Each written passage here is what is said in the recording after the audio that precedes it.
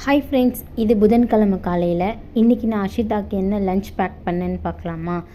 இதோட நான் 3 நாள் தொடர்ந்து வீடியோ போட்டுட்டேன் ஃப்ரெண்ட்ஸ். அதுவே எனக்கு பெரிய லட்சியமாக இருக்குது. இன்றைக்கி நான் அவளுக்காக உருளைக்கிழங்கு சாதம் தான் பண்ணியிருந்தேன். உருளைக்கிழங்கு பொரியல் மாதிரி பண்ணிவிட்டு அதை அப்படியே சாதம் போட்டு கிளறினது தான். அப்புறம் இன்றைக்கி முட்டையை மட்டும் அவிச்சு கொடுத்துருக்கேன். அவளுக்கு நான் கரு கொடுக்கல, வெறும் ஒயிட் மட்டும் கொடுத்துருக்குறேன் ஃப்ரெண்ட்ஸ்.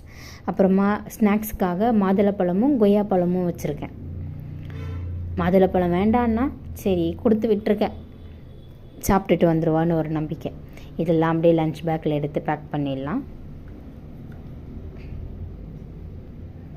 இந்த லஞ்ச் பேக் தான் கரெக்டாக இருக்குது. அப்புறம் காலையில் அவளுக்கு சாப்பிட்றதுக்காக தோசையும் கருவாட்டு குழம்பும் நேற்று வச்சது இருந்துச்சு. லேட்டாக இருந்துச்சதுனால என்ன பண்ணுறதுன்னு தெரியாமல் அதையே கொடுத்தாச்சு. அவ்வளோதான் ஃப்ரெண்ட்ஸ். Thanks for